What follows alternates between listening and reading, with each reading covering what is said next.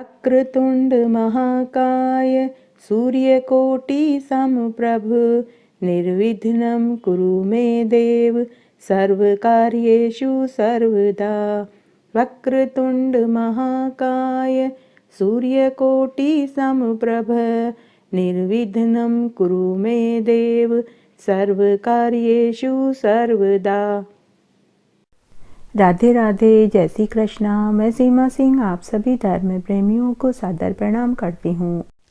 आज मैं आपको पौष मास के महात्म्य का आगे का सुनाने जा रही हूँ।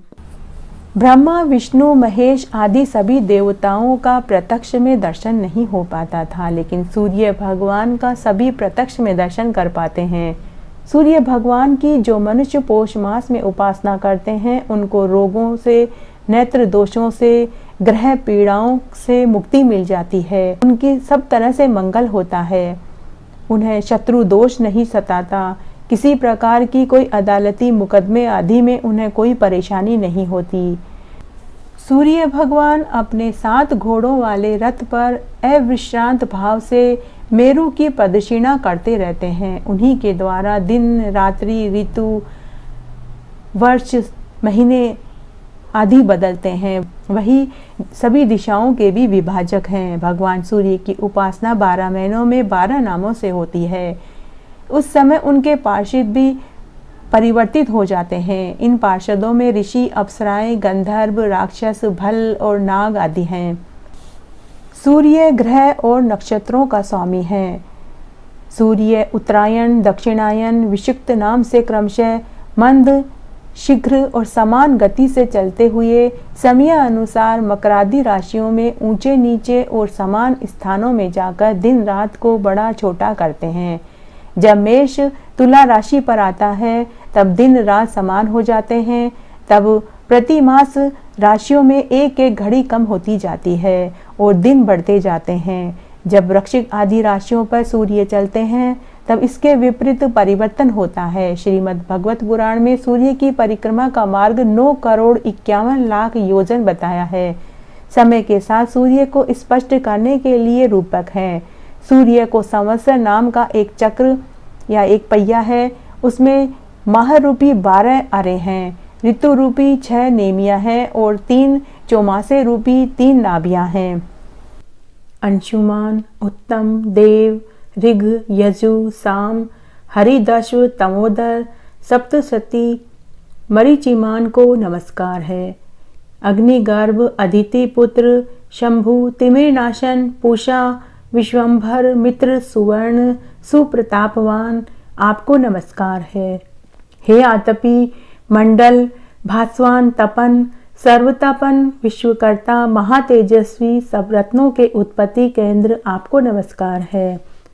अक्षर और शर प्रभाकर और विभाकर, चंद्र, चंद्रागदम, सौम्य हव्य देने वाले आपको नमस्कार है। हे अंगारक, अंगत, अगस्ती, रक्तांग, अंगवर्धन, बुद्ध, बुद्धासन, बुद्धि रूप, बुद्धात्मा, बुद्धि को बढ़ाने वाले आपको नमस्कार है। हे वृद्ध भानु, हे वृद्ध भास, हे वृद्ध धामा, हे बृहस्पति, हे शुक्ल, शुक्ल रेता, शुभांग, शुक्ल भूषण आपको नमस्कार है। हे शनिमान, हे शनि रूप और आप सदा धीरे चलने वाले हो। अनादि, आदि, आदित्य, तेजो राशि और महान तपस्वी आपको नमस्कार है। अनादि आदि रूप आप हैं। दिक्पति, यम, भानुमान, स्वर भानु रूप आपको नमस्कार है। धूम्रकेतु, महाकेतु, सर्वकेतु, सर्वश्रेष्ठ, तिमिरावण, तिमिरावरण, शंभु, मार्तंड, संसार के सृष्टा आपको नमस्कार है। पूर्व, पश्चिम, उत्तर, दक्षिण के पर्वतों के स्वामी आपको बारंबार नमस्कार है। हे कमल को खिलाने वाले 12 सूर्य के स्वरूप आपको नमस्कार है। संसार को जगाने वाले प्रकाशमान, जयशील, ज्योति वाले ज्ञान स्वरूप आपको नमस्कार है। प्रदीप्त, प्रगल्भ, युगांत के लिए तथा याज्ञिकों के स्वामी पृथ्वीपति आपको नमस्कार है। ओंकार वश अलंकार रूप सर्व यज्ञ में चारों वेदों के सृष्टा आपको नमस्कार है।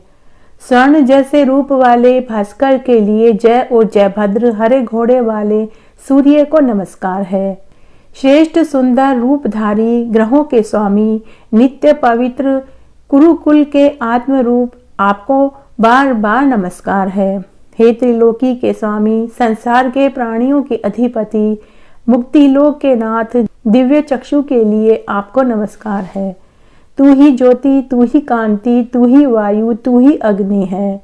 2200 योजन का मार्ग आधे क्षण में ही पार कर लेने वाले हे स्वामी, आपको बारंबार नमस्कार है।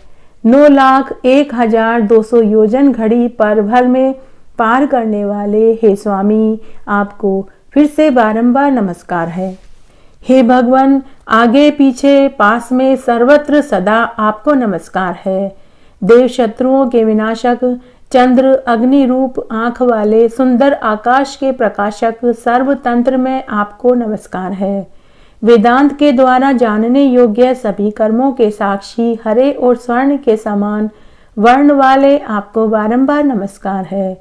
माघ महीने में अरुण, फाल्गुन महीने में सूर्य, चैत्र महीने में वेदांग और वैशाख मास में तपाने वाले भानु, आपको फिर से बारंबार नमस्कार है।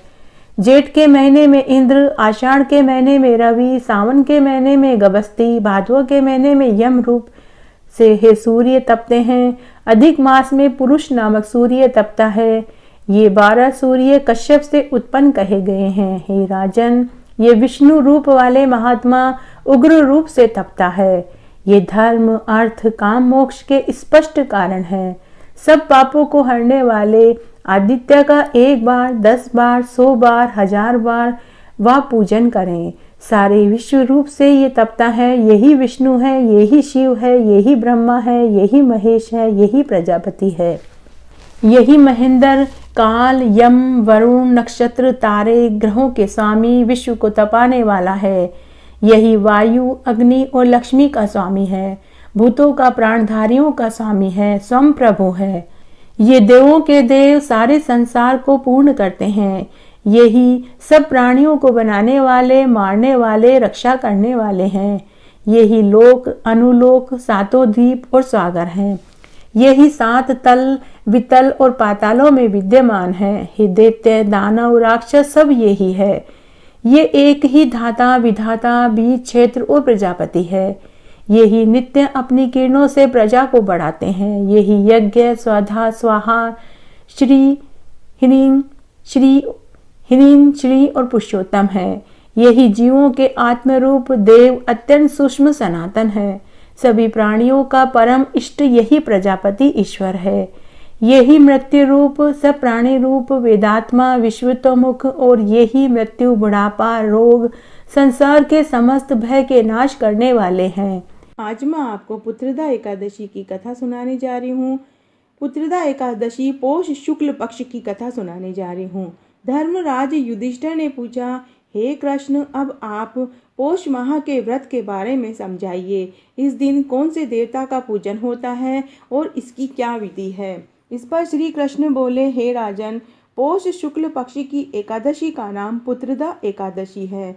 इसका पूजन विधि पूर्वक करना चाहिए। इस व्रत में नारायण भगवान की पूजा करनी चाहिए। इसके पुण्य से मनुष्य तपस्वी, विद्वान और लक्ष्मीवान होता है।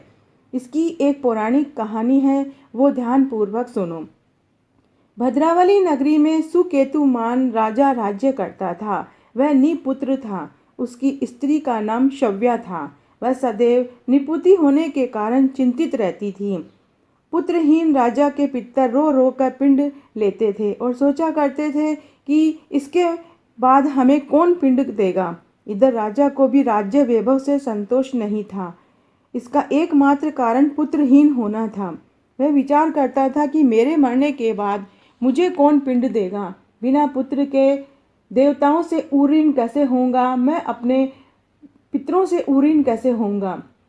जिस घर में पुत्र न हो वह सदैव अंधेरा रहता है। इसलिए मुझे पुत्र की उत्पत्ति के लिए प्रयत्न करना चाहिए। पूर्व जन्म के कर्मों से ही इस जन्म में पुत्र और धन मिलते हैं। इस तरह राजा रात दिन इसी चिंता में लगा रहता था। एक दिन राजा ने अपना शरीर त्याग देने की सोची, परंतु विचार करने लगा आत्मघात करना महापाप है। राजा इस तरह मन में विचार कर एक दिन छिपकर वन को चला गया। राजा घोड़े पर सवार होकर वन में पक्षियों और वृक्षों को देखने लगा। हाथी अपने बच्चों और हथनियों के बीच में घूम रहा है। राजा सोच विचार में लग गया। राजा प्यास के कारण अत्यंत बेचैन होने लगा और पानी की तलाश में आगे बढ़ा। कुछ ही आगे जाने पर उसे एक सरोवर मिला। उस सरोवर के चारों तरफ मुनियों के आश्रम बने हुए थे।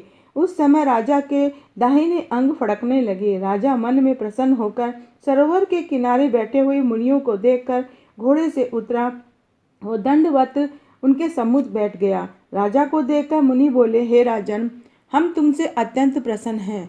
तुम इस जगह क्यों आए हो, सो कहो। इस पर राजा ने कहा, हे मुनीश्वरों, आप कौन हैं और किस लिए यहाँ हैं, सो कहो। मुनि बोले, हे राजन, आप आज पुत्र की इच्छा करने वाले को संतान देने वाली पुत्रदा एकादशी है। हम लोग विष्णु देव हैं और इस सरोवर पर स्नान करने आए हैं। इस पर राजा बोला, हे मुनीश्वर, मेरे भी कोई पुत्र नहीं है। यदि आप मुझ पर प्रसन्न हो तो एक पुत्र का वरदान दीजिए। मुनि बोला, हे राजन, आज पुत्रदा एकादशी है, आप इसको अवश्य करें। भगवान की कृपा से आपको अवश्य ही पुत्र रत्न की प्राप्ति होगी। मुनि के वचनों के अनुसार राजा ने एकादशी का व्रत किया और द्वादशी को पारायण किया और मुनियों को प्रणाम करके अंत में अपने महल को वापस आ गया। अंत में रानी को गर्भ ठहर गया और 9 माह के पश्चात उन्हें एक पुत्र रत्न पैदा हुआ। वह राजकुमार अंत में अत्यंत वीर, धनवान, यशस्वी और प्रजापालक हुआ। भगवान श्री कृष्ण बोले, हे राजन, पुत्र प्राप्ति के लिए पुत्रदा एकादशी का व्रत करना चाहिए। जो मनुष्य इसका महात्म्य श्रवण और पठन करता है तो उसको स्वर्ग मिलता है। कथा का सार यह है, पुत्र न होना बड़ा दुखपूर्ण है। उससे भी दुखपूर्ण है पुत्र का कुपुत्र होना। अतः सर्वगुण संपन्न पुत्र पाना दुर्लभ है। ऐसा पुत्र उन्हें ही प्राप्त होता है जिन्हें साधु जनों का आशीर्वाद प्राप्त हो और जिनके मन में ईश्वर की भक्ति हो। इस कलयुग में सुयोग्य पुत्र प्राप्ति का उत्तम साधन पुत्रदा एकादशी है। सुनाई, अगर आपको ये पसंद आती है तो प्लीज़ मेरा वीडियो लाइक करें, चैनल सब्सक्राइब करें। चॉकलेट मामी से मैं सीमा सिंह, धन्यवाद।